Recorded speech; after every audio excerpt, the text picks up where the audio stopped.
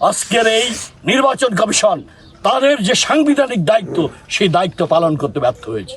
তারা জনগণের বাগেরহাটবাসীর অধিকার হরণ করে সংবিধান লঙ্ঘন করেছেন। এদের জন্য আমাদের বাগেরহাটবাসীর সমস্ত মানুষের ঘৃণা ধিক্কার এই নির্বাচন কমিশনের উপর আমরা নিক্ষেপ করেছি।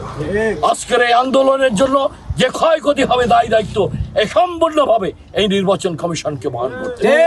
এই আন্দোলন পরবর্তীতে বসে আগামীকালও রয়েছে আন্দোলন, সকাল সন্ধ্যা 24-48 ঘন্টার আন্দোলন শেষ হওয়ার পর আমরা সর্বদলীয়ভাবে বসে পরবর্তী কর্মসূচি গ্রহণ করব। সেই কর্মসূচিতে বাগেরহাটবাসীর লক্ষ লক্ষ জনতা রাজপথের 140টা পয়েন্টে রাজপথে নেমে এসেছে। আমাদের দাবি আদায় না হওয়া পর্যন্ত, 4টি সংসদীয় আসন ফিরে না দেওয়া পর্যন্ত এই নির্বাচন কমিশনের বিরুদ্ধে এমন আন্দোলন আমরা করব বাগেরহাটকে বাংলাদেশ থেকে বিচ্ছিন্ন করে রাখবে। বসুন্ধরা ডায়াপেন্ট এখন আরো উন্নত।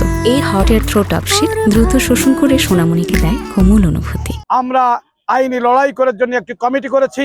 সর্বদলীয় কমিটির মধ্য থেকে আমাদের সেই কমিটিতে আছে barrister Zakir Hossain, senior advocate Wahiduzzaman Dipu, আমি সিনিয়র অ্যাডভোকেট আব্দুল ওয়াদুদ। এই 3 সদস্য বিশিষ্ট কমিটি করা হয়েছে আইনি লড়াইয়ের জন্য। আমরা রিট করছি। আমরা মনে করি মহামান্য হাইকোর্ট আমাদের রিট গ্রহণ করবেন এবং আমাদের আসনগুলোকে পুনর্বিবেচনা করার জন্য আবার ফিরিয়ে দেবেন।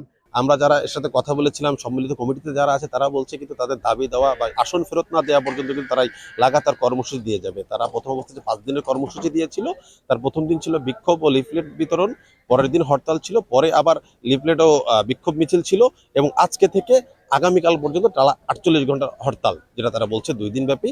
এই হরতাল শেষ হলে তারা নতুন কর্মসূচি দেবে বলেও আমাদেরকে জানিয়েছে। তো এই ছিল আমার কাছে মোংলা থেকে যে হরতাল কর্মসূচি চলছে তার সর্বশেষ তথ্য।